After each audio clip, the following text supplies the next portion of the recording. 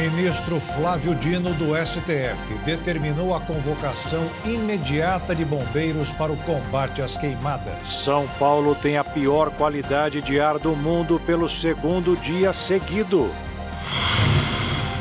Índice do IBGE mostrou que a inflação de agosto foi negativa, puxada pelo preço dos alimentos.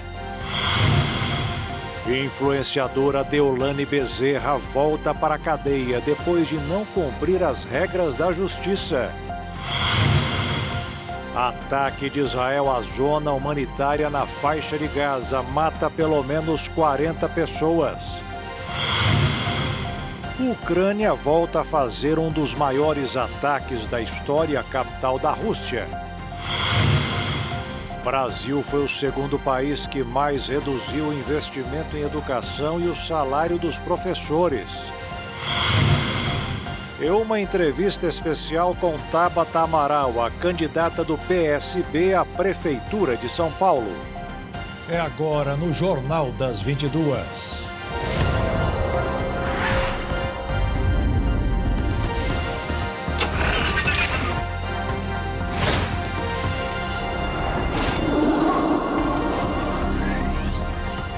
Olá, boa noite.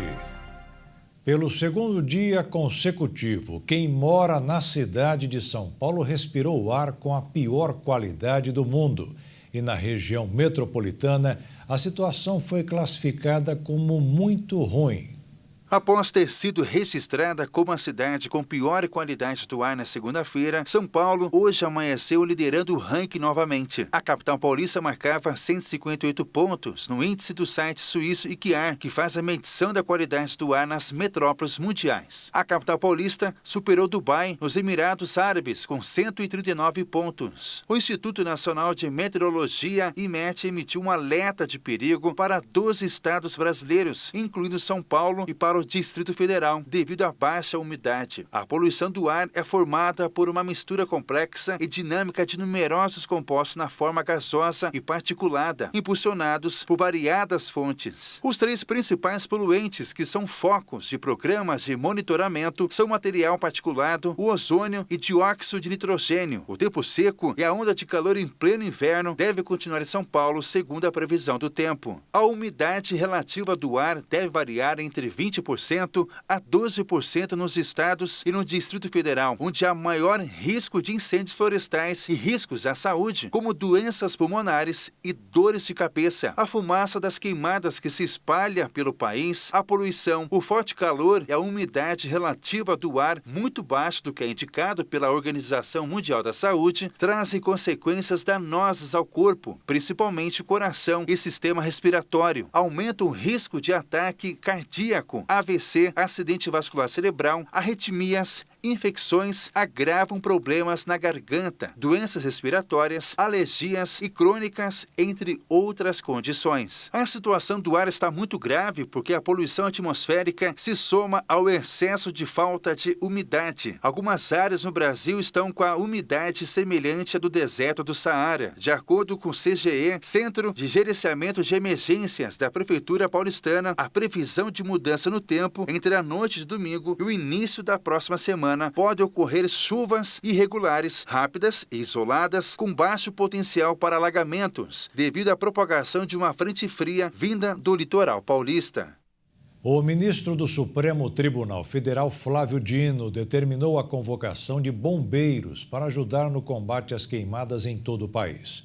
O número exato, segundo o despacho do ministro do STF, deverá ser determinado pelo Ministério da Justiça. No Pantanal, por exemplo, em apenas 10 dias, o número de incêndios nas matas já superou o mês de setembro inteiro do ano passado. O presidente Lula decidiu conferir pessoalmente os estragos que os focos de incêndio estão fazendo na Amazônia. Lula deixou Brasília em direção a Manaus. A viagem ocorre em um momento em que o petista está pressionado a dar respostas contra a seca e as queimadas que atingem a região e diante também da falta de estrutura do governo e do desafio logístico para uma ação efetiva. Com base nos dados do Instituto Nacional de Pesquisas Espaciais, o INPE, o estudo demonstra que somente até o dia 27 de agosto foram registrados ali 28.697 focos de queimadas na Amazônia, um aumento alarmante de 83% em relação ao mesmo período do ano anterior, quando foram identificados 15.710 focos. Integrantes do Executivo admitem, inclusive, que não há apoio suficiente para uma situação como a que o país está enfrentando, mas ressaltam também que há uma grande mobilização para mitigar os efeitos da crise climática e da ação humana. Em visita à comunidade de Manaquiri, no Amazonas, nesta terça-feira, Lula prometeu então retomar a construção da BR-319, rodovia inacabada que ligará as cidades de Manaus a Porto Velho, e disse que a obra ganhou importância diante do cenário de secas nos rios da Amazônia. Disse ainda que vai atuar em parceria com os estados para não permitir desmatamento e grilagem de terra próximo à rodovia, e também negou que a ministra do Meio Ambiente, Marina Silva, seja contrária à construção da rodovia. É importante lembrar, inclusive, que a construção da BR-319 foi iniciada ainda no período da ditadura militar e posteriormente abandonada. A obra é alvo, então, de críticas ali de ambientalistas e também comunidades indígenas por facilitar o acesso de grileiros, garimpeiros e também madeireiros ilegais a uma região que fica no coração da Amazônia. Em julho, inclusive, a Justiça Federal suspendeu a licença prévia para a obra dada pelo governo ali de Jair Bolsonaro. A decisão, de caráter liminar, atendeu a um pedido feito pela ONG Observatório do Clima. A entidade alegou, então, falta de medidas para evitar a destruição da Amazônia. A licença previa, então, para a reconstrução do trecho do meio da rodovia foi emitida em 2022 pelo IBAMA, Instituto Brasileiro dos Recursos Naturais Renováveis, a pedido, então, do DENIT, o Departamento Nacional de Infraestrutura e Trânsito. E ainda nesta edição, uma entrevista exclusiva do Jornal das 22 com a candidata do PSB à Prefeitura de São Paulo, Tabata Amaral. E a seguir, a influenciadora Deolane Bezerra volta para a cadeia, depois de não cumprir as regras da justiça.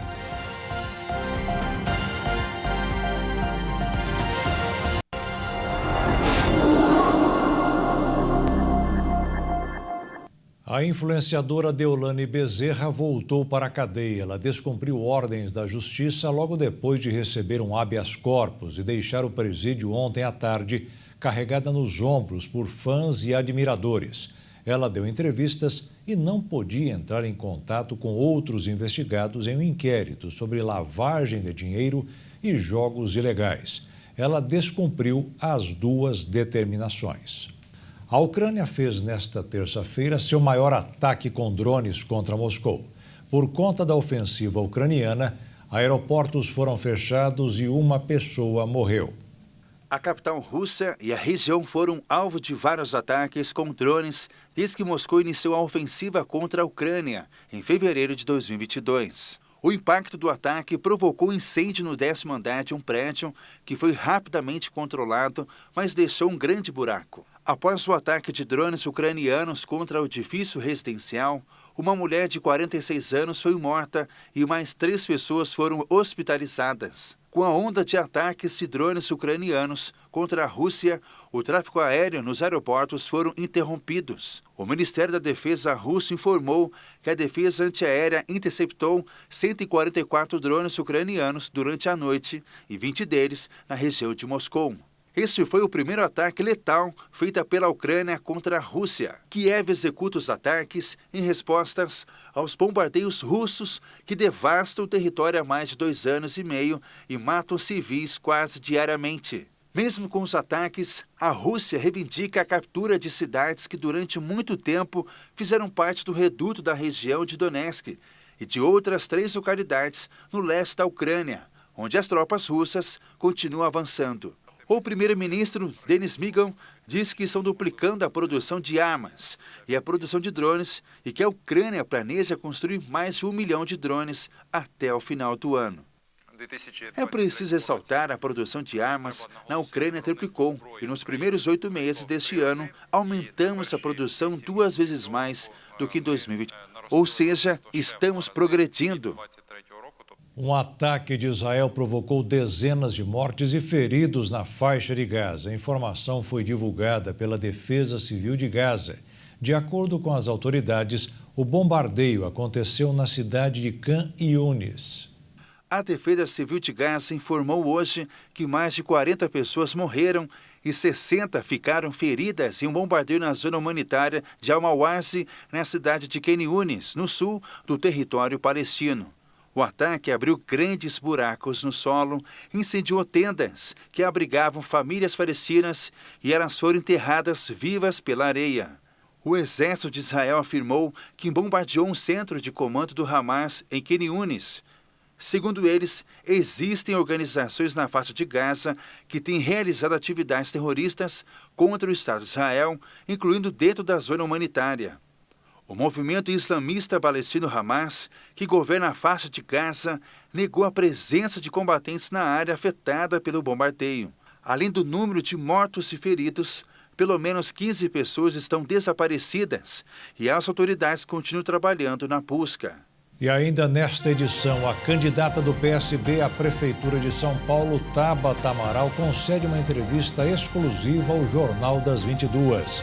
E veja a seguir, Brasil foi o segundo país que mais reduziu o investimento em educação e o salário dos professores.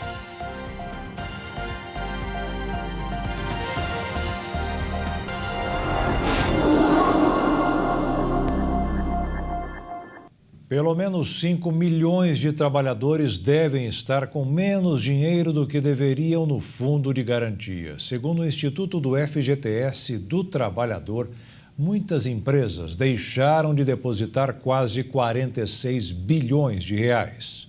De acordo com Mário Avelino, presidente do FGT, é essencial que os empregados verifiquem se os depósitos do FGTS estão sendo feitos para que os trabalhadores possam cobrar dos empregadores caso não esteja. Após sair da empresa, caso o funcionário não tenha recebido, ele tem até 2 anos para entrar com uma ação trabalhista e assim poder receber, no máximo, os últimos 5 anos de depósitos em atraso. O IFGT realiza uma pesquisa sobre o conhecimento dos trabalhadores que não tiveram o FGTS depositado, que está disponível até o dia 30 de setembro no site fundodegarantia.org.br.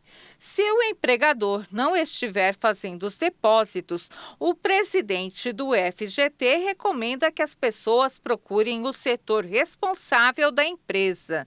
Se o problema persistir, o trabalhador pode denunciar à Delegacia Regional do Trabalho, ao Ministério Público do Trabalho, à Superintendência do Ministério do Trabalho ou ao sindicato da categoria. O trabalhador pode acompanhar os depósitos e saques pelo aplicativo FGTS, disponível para Android e iOS. E em caso de primeiro acesso na plataforma, será necessário se cadastrar. Em seguida, o usuário passará a ter acesso aos extratos, solicitações de saques e outros serviços. O FGTS foi criado com o objetivo de proteger o trabalhador demitido sem justa causa, mediante a abertura de uma conta vinculada ao contrato de trabalho. E todo mês, os empregadores depositam em contas na Caixa Econômica Federal em nome dos colaboradores o valor correspondente a 8% do salário de cada funcionário. A inflação do Brasil fechou o mês de agosto no terreno negativo. Segundo o IBGE, a queda de 0,2% do IPCA foi puxada pelo grupo dos alimentos, como batata, cenoura e tomate. Mas é bom ficar claro que este número representa uma média de nada menos do que 400 preços. Muitos que não têm qualquer influência no dia a dia de certas pessoas. E apesar da deflação, o índice acumulado nos últimos 12 meses continua acima dos 4%. O centro da meta é 3%. A inflação do Brasil não pesou muito no mercado financeiro hoje. O mau humor foi provocado pela expectativa do debate entre os candidatos à presidência dos Estados Unidos, Kamala Harris e Donald Trump. além da queda do preço do petróleo. O dólar subiu 1,31% e fechou o dia cotado em R$ 5,65 para a venda. E a Bolsa de Valores caiu 0,31% aos 134.319 pontos. Dados do relatório Visão Geral da Educação da OCDE, divulgado hoje, mostra que o Brasil foi o segundo país que mais reduziu o investimento de recursos públicos em educação entre 2015 e 2021. Nesse período, o percentual dos gastos públicos relacionados à área passou de 11,2% para 10,6%. Os dados são do relatório Education at a Glance, produzido pela Organização para a Cooperação e Desenvolvimento Econômico. O documento analisa uma série de indicadores educacionais de 48 países. Apenas a Argentina teve maior recuo de gastos públicos com educação, com uma redução de 5,2% do investimento. No Brasil, a queda de recursos para a área foi de 2,5%. Em São Paulo, estado mais rico do país, há ainda escolas que funcionam em estruturas conhecidas como de lata. É o caso da Escola Estadual Jardim Maria, Dirce III, em Guarulhos. De todos os países analisados, apenas 7 reduziram os valores de recursos públicos usados em educação. A maioria deles aumentou o investimento, ainda que possam ter diminuído o percentual de gastos públicos para a área em relação ao orçamento total. Na média dos países membros da OCDE, o gasto público com educação cresceu 2% nesse período. Além do Brasil e Argentina, outros que tiveram redução foram México, Letônia, Canadá, Costa Rica e Finlândia. Além de ter diminuído o gasto na área, o Brasil segue como um dos países com o menor gasto por aluno na educação básica. E a seguir, a questão da educação no Brasil será um dos principais assuntos da entrevista com a candidata do PSB à Prefeitura de São Paulo, Tabata Amaral. Também está na pauta a situação da segurança e da geração de empregos em São Paulo.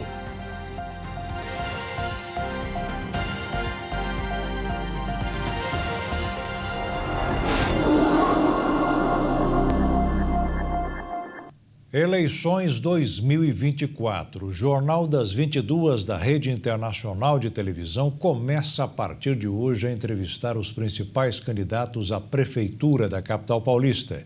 O primeiro seria José Luiz da Atena, do PSTB, que foi convidado para estar aqui ontem, mas não respondeu. Hoje é a vez de Tabata Amaral, do PSB. O tempo da entrevista será de 25 minutos, porque não faltam assuntos quando falamos sobre a maior cidade da América Latina, com tantos lugares dignos de apreciação, mas inúmeras questões ainda sem solução.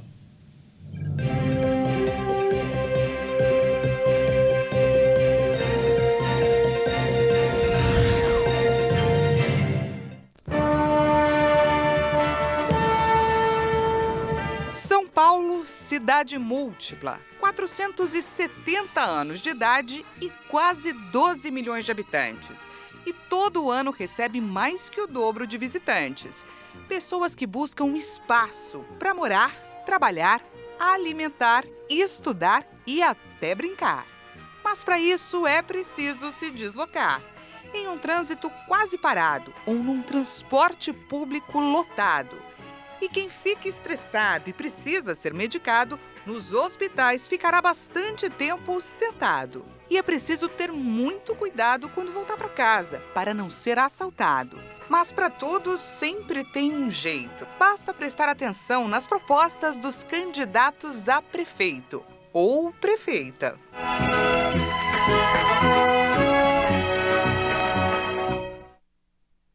Candidato, obrigado por aceitar o convite para a nossa entrevista. Eu começo com uma notícia de hoje que me chamou muita atenção. Segundo a OCDE, o Brasil é o segundo país que mais reduziu gastos com educação. O relatório também estabelece que, em média, os professores trabalham mais e ganham menos. Como é que a senhora recebe essa informação? Primeiro, Alexandre, muito obrigada pelo convite. É um prazer estar aqui conversando com todos vocês. E aí, antes de dizer como eu recebo, trazer que eu estou aqui pela educação. Educação é minha causa de vida. Eu venho da escola pública, venho da periferia e se eu estou aqui hoje conversando com você, se eu tenho um trabalho de 6 anos como deputada, sou candidata a prefeita, é porque uma professora de matemática da escola pública, uma política pública chamada Olimpíadas de Matemática, mudaram minha vida quase 20 anos atrás. Então, nesses 6 anos como deputada, o que eu fiz foi enfrentar justamente o que você traz com essa notícia, que é um país que tem um potencial gigantesco, que tem muito talento, tem gente muito esforçada, muito garruda, mas que ainda não entendeu o potencial da educação. Se a gente olha para os dados, e é isso o que contém nessa notícia, o nosso Brasil ainda patina, especialmente na educação básica, que é o mais essencial. O nosso gasto por aluno, ele é menor se a gente olha para o resto do mundo. A gente ainda tem uma cultura que não aposta na educação. E em muitas batalhas que eu travei no Congresso, seja para a gente colocar absorvente na escola, que é uma coisa simples, para aprovar o pé de meia, que hoje está mudando a vida de quase 3 milhões de jovens com uma poupança, eu sempre esbarrava numa resistência que não tem a ver com esquerda-direita. É uma resistência de um país que olha para o curto prazo e que não entende o valor da educação. E é isso que me move, inclusive, a ser prefeita. E aqui em São Paulo, a gente tem um problema que é complementar a esse. Se você compara São Paulo com o resto do Brasil, a gente não investe tão mal. São Paulo tem o segundo maior investimento das capitais brasileiras. Quando você olha para a média salarial, tem muitos problemas na carreira, mas é a terceira maior média salarial das capitais brasileiras, só que ainda assim a gente não consegue entregar qualidade. São Paulo foi a capital que mais caiu na educação nos últimos anos. O presidente da Fiesp, Josué Gomes, ele propôs que o Brasil gaste com educação o mesmo tanto que desembolsou com os juros. Vou trocar a palavra gasto por investimento. Quanto que a senhora pretende investir do orçamento com educação? O que eu pretendo é fazer valer a lei e que a gente tenha o nosso investimento, que hoje é de quase 25 bilhões de reais na educação, aqui no município, mas eu insisto em a gente ir até a página 2. De nada adianta você colocar mais dinheiro na educação se a educação não é de qualidade. Eu vou trazer um exemplo e falar até do investimento que eu pretendo trazer. Eu tenho um compromisso com a educação integral. O que é isso? É o filho do pobre, pelo menos até o 9º ano, que é uma fase muito importante da vida, ir para a escola e ter acesso a robótica, basquete, inglês, teatro, porque essa formação mais ampla prepara a gente para o vestibular, prepara a gente para a vida. Vamos olhar para Fortaleza, só para a gente ver que não é só uma questão de dinheiro. Fortaleza coloca na educação metade do que São Paulo coloca. É uma cidade muito mais pobre. Mas Fortaleza tem 70% das crianças em tempo integral. São Paulo, que tem o dobro do investimento, tem apenas 6% das crianças. A gente olha e se questiona por quê? Por que a cidade mais rica do país não consegue dar essa segurança para a mãe trabalhar tranquila, sabendo que seu filho não está na rua vendo coisa errada, está de fato aprendendo? Quanto é que custa fazer isso? Eu tenho um compromisso com a população de São Paulo de que a gente, em 8 anos, vai sair de 6% para 100% das crianças em tempo integral. Se a gente olha para 4 anos, que é metade do caminho, eu estou falando, Alexandre, de 16 bilhões de reais que eu vou precisar colocar mais na educação, para adaptar as escolas, para contratar novos profissionais. E aí as pessoas me perguntam, mas Tabata, tem como fazer isso sem aumentar imposto? Tem. Tem porque hoje a gente tem inúmeras denúncias de dinheiro que estão desviando da educação. A Prefeitura de São Paulo hoje não investe o mínimo que a Constituição prevê, abriu mão de quase 5 bilhões de reais nos últimos anos. A gente sabe que tem muito desperdício nessa rede. Se São Paulo investisse na educação em tempo integral, a gente poderia trazer recurso de fora do país. Então, a gente fica nessa situação privilegiada em São Paulo de a gente ter hoje contas mais organizadas e dinheiro para fazer. Só que, de novo, não adianta ter o dinheiro em caixa se esse dinheiro não está sendo levado para uma educação de qualidade. Pesquisa, candidata. Essa semana teremos 3 ou 4 divulgações, mas na semana passada eu percebi que o Datafolha mostrou a senhora em 4º lugar, com 9% das intenções de voto, mas dentro da mesma pesquisa mostrava como mudança de ideia. Segunda opção, a senhora em 15%. Já o Paraná Pesquisas mostrou na estimulada 7,1%, ou seja, em 5º lugar. Como é que a senhora analisa o que aconteceu semana passada e os prognósticos?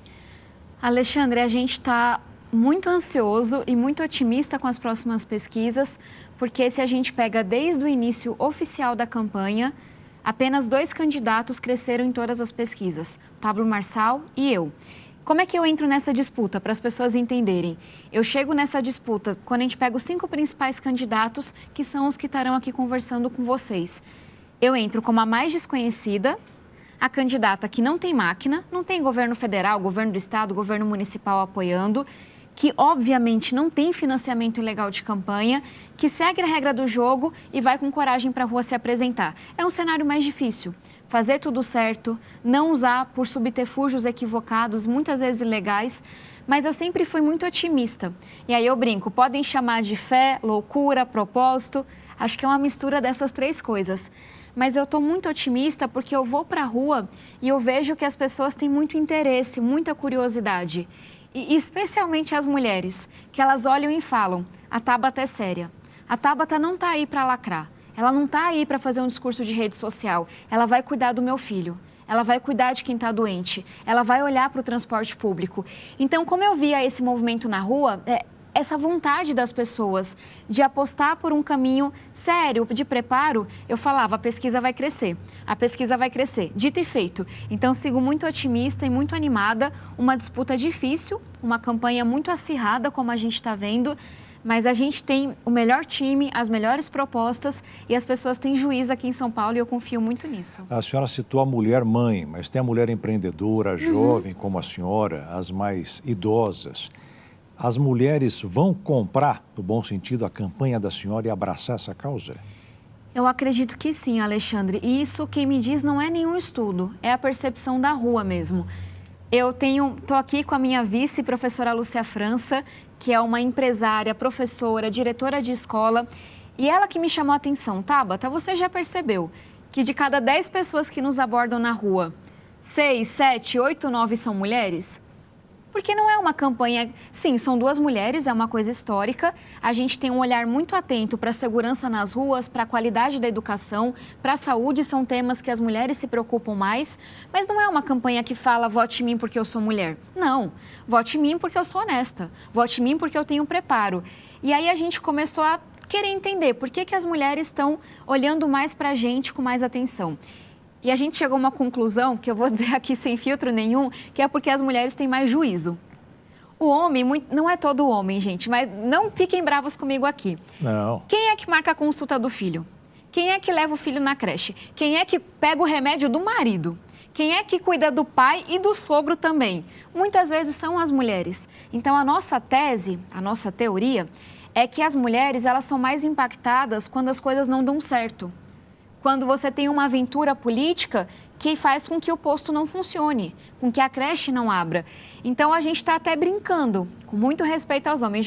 Dado que as mulheres têm mais juízo e não querem candidato aventureiro, não querem saber de prédio de 1 quilômetro de altura, de bondinho voador, elas querem que a prefeitura funcione, para que elas possam trabalhar, para que os filhos possam prosperar.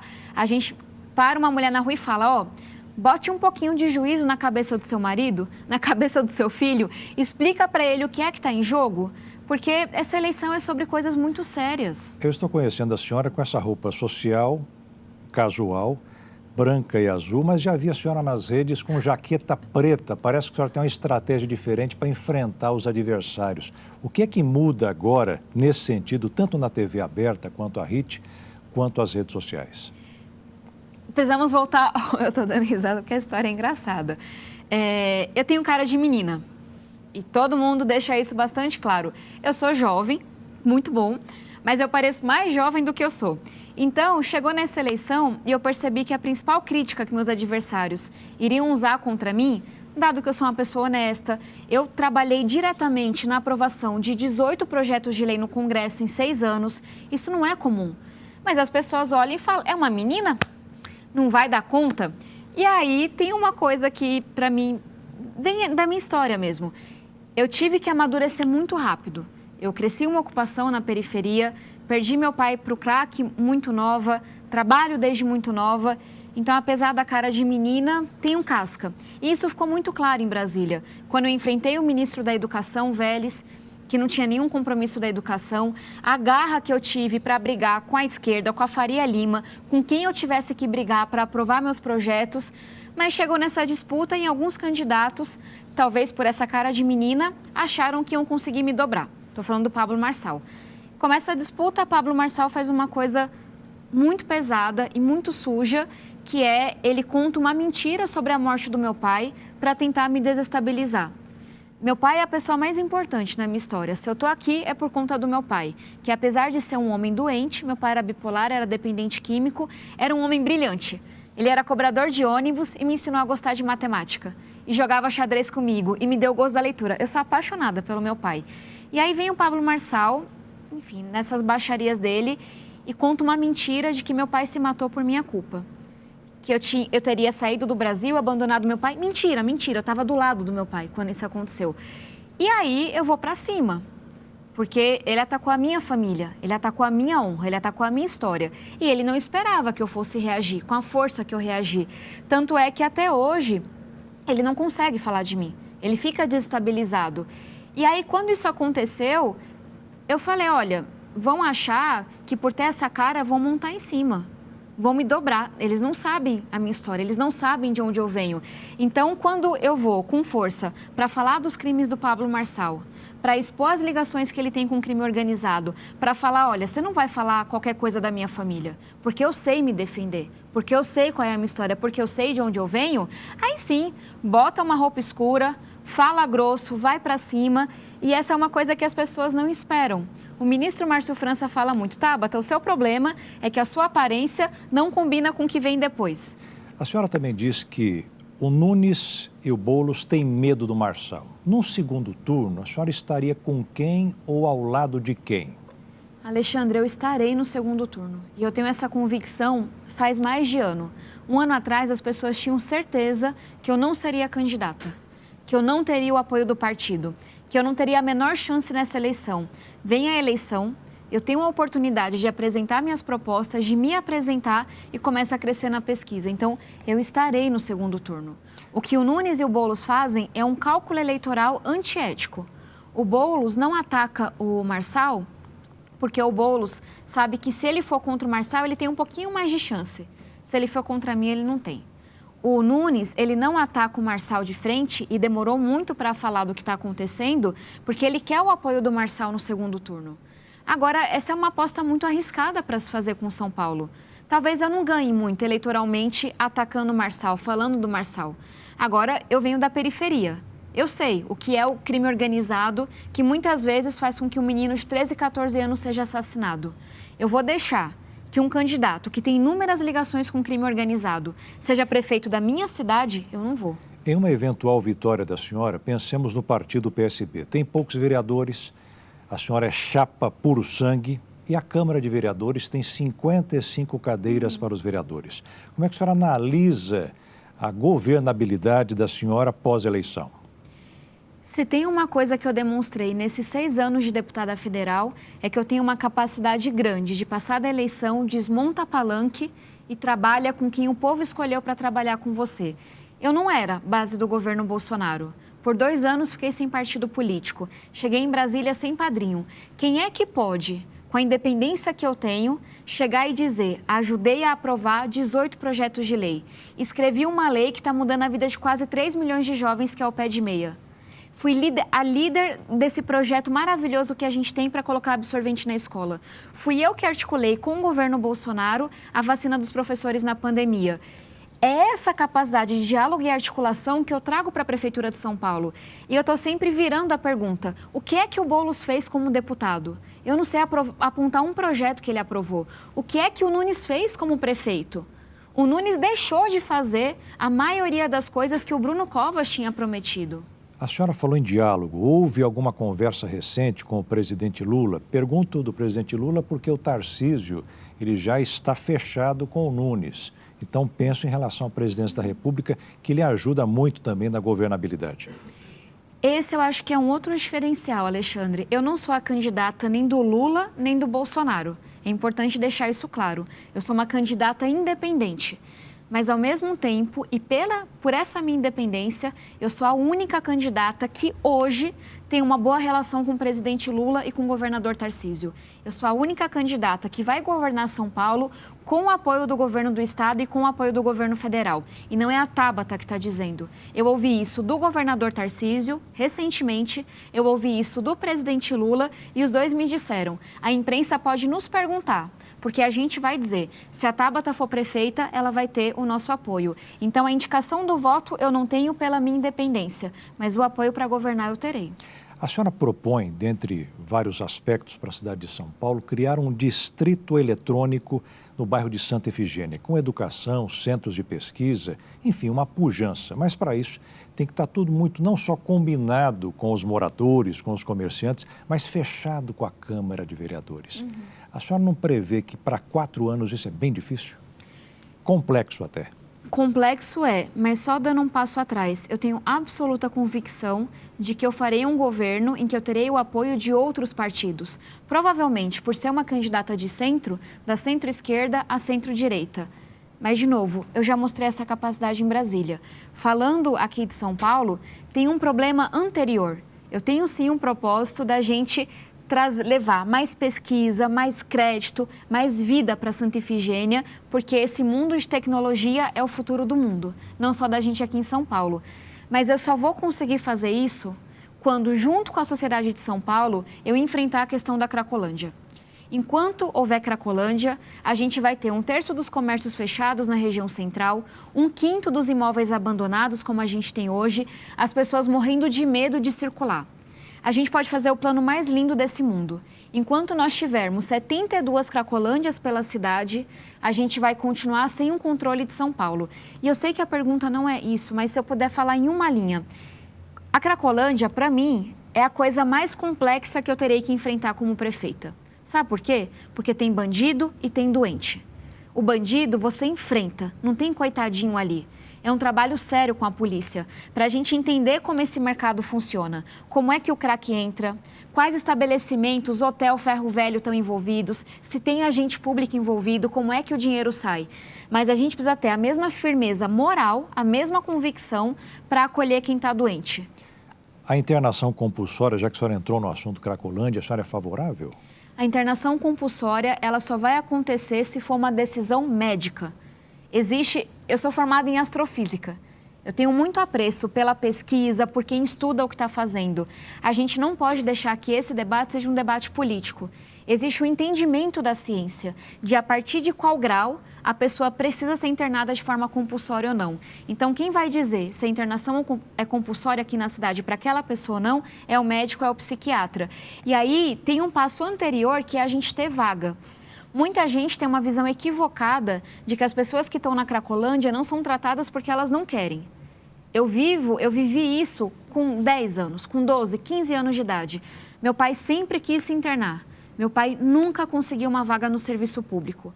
E se a gente olha para hoje, 2024, se você soma público e privado, tudo que a gente tem 1.500 leitos de psiquiatria. Sendo que só na Cracolândia, na Santa Efigênia, são 1.000 pessoas. E a gente não precisa de leito de psiquiatria apenas para quem tem dependência química. É para quem tem uma depressão profunda, é para quem tem um surto psiquiátrico, é para um paciente grave de esquizofrenia. A gente não tem vaga na cidade. Esse debate de internação compulsória é a página 2. Enquanto a gente não tiver vaga para todo mundo que está doente, a gente vai continuar fracassando na Cracolândia. Enquanto a senhora tem um projeto de tratamento, conforme entendi, para doenças mentais, existe a outra ponta em volta da Santa Efigênia, que é a questão de segurança pública. Isso chama a atenção de praticamente 20% dos eleitores, segundo pesquisa. E para eles é considerado prioridade de governo, pensando na Guarda Municipal e todo um plano, não só para a Santa Efigênia, mas também para as periferias. O que a senhora pensa em fazer? Em relação à GCM, se a gente olha para o ranking das capitais brasileiras, a gente tem uma GCM que é defasada. A gente não tem efetivo suficiente para uma cidade tão grande como a nossa.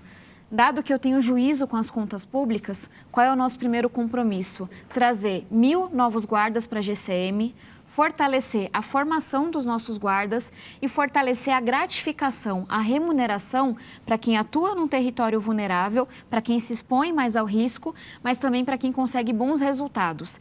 Isso sobre a GCM. Falando do todo, a gente não consegue cuidar da segurança pública se não for trabalhando com o governo do estado, trabalhando com a PM, com a Polícia Civil. Qual é a proposta que eu trago com a concordância deles? É a gente aprender com o que aconteceu em Nova York, por exemplo, com o Comistat, para quem quiser pesquisar, e garantir que toda a subprefeitura, Perus, Brasilândia, Cidade Ademar, Marcilac, todas elas, as 32, vão ter um centro de controle e segurança. Para quê? Para que a PM, a Polícia Civil, a GCM possa enxergar o que acontece no território com as ruas e possa chegar antes do crime acontecer. Tem muito candidato, Alexandre, que vai chegar aqui e vai dizer: se eu gritar bem alto, o bandido sai correndo. Eu nunca vi isso funcionar. O que funciona é um trabalho integrado com inteligência. Você me permite falar sobre um último problema. A gente tem uma epidemia aqui em São Paulo que é do roubo de celular. De cada 3 pessoas, uma já teve o celular roubado. É muito absurdo. Como é que você desmonta o esquema de roubo de celular? Com inteligência. É convocando as operadoras para rastrear o celular que foi roubado. É trabalhando com a polícia para, quando uma nova linha for ativada, você intimar a pessoa, mandar uma notificação e recuperar o aparelho. Mas é tendo coragem para ir atrás do grande empresário hoje criminoso que vende celular roubado em sua loja. O Piauí fez um trabalho de inteligência que reduziu pela metade o roubo de celulares em Teresina. No transporte público, a senhora já mostrou em relação aos ônibus que é contra a tarifa zero. A senhora vai manter... Nos dias de semana. Nos dias de semana. Mas domingo a senhora mantém? Mantenho. E tem um outro projeto do atual prefeito, muito novo projeto, sobre mamãe tarifa zero. A senhora também mantém isso? Sim, o que esse projeto traz é a gente garantir que a mulher de baixa renda, que tem um filho pequeno, que está fazendo o seu pré-natal, que ela não perca nenhuma consulta porque ela não tem o dinheiro da passagem. Então, essa é uma política de assistência, de saúde, não é uma política de transporte propriamente dita. E só um comentário sobre o transporte. Eu tenho um compromisso, sim, com a tarifa zero aos domingos, mas a gente fazer uma coisa bem feita. Hoje, as linhas que estão no domingo são as linhas do dia de semana, com menos ônibus circulando.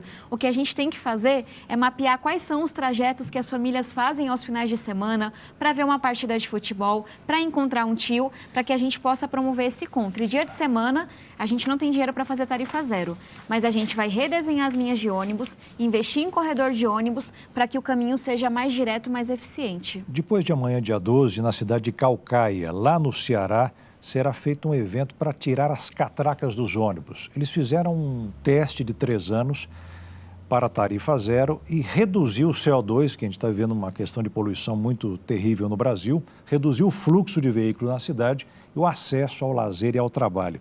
Não seria um momento também de repensar uma tarifa zero bem pesquisada para todos os moradores? Alexandre, eu não sei qual é o orçamento de Caucaia, mas eu chutaria que o orçamento de Caucaia é menor do que o que a gente coloca do dinheiro público no transporte público em São Paulo. É muita irresponsabilidade de alguns candidatos adversários meus que querem pegar experiências de cidade com 10 mil habitantes e achar que isso significa algo para uma cidade de 12 milhões de habitantes. A gente, o contribuinte, coloca por ano 10 bilhões de reais no transporte público. Para fazer a tarifa zero, seria outros 10 bilhões de reais. Num cenário que a gente sabe que está faltando ônibus desde a pandemia, que as linhas são antigas. Meu pai foi cobrador de ônibus 15 anos atrás. As linhas são as mesmas hoje. E a gente sabe que tem muita denúncia de corrupção, inclusive do crime organizado, lavando dinheiro no transporte público em São Paulo. Essa irresponsabilidade eu não topo. Nós estamos agora entrando no último minuto da entrevista e as vossas considerações finais nesse minuto. Muitíssimo obrigada por estarem nos acompanhando, obrigada pelo espaço. Aqui é muito corrido, mas eu queria convidar vocês a conhecerem a minha história, o que fiz como deputada, mas sobretudo nossas propostas. Eu tenho certeza que esse time tem experiência de vida, de conhecer realmente a periferia, conhecer o centro de São Paulo. Minha trajetória vem sendo um grande esforço para trazer mais próximo a periferia e o centro, para que a minha vida não seja uma exceção. Então convido vocês a acompanharem as redes sociais, sociais, Tabata Amaral SP. Quem quiser saber mais, tem uma série no YouTube, é só pesquisar Tabata Amaral SP também. E vou trabalhar amanhã, tarde e noite para merecer o voto de vocês. E como eu sempre digo, se for da vontade de Deus, da vontade do povo, que a gente possa eleger o time do 40 no dia 6 de outubro. Corrido! Agradeço até aqui e até a próxima. Muito obrigado. Até a próxima. Obrigada.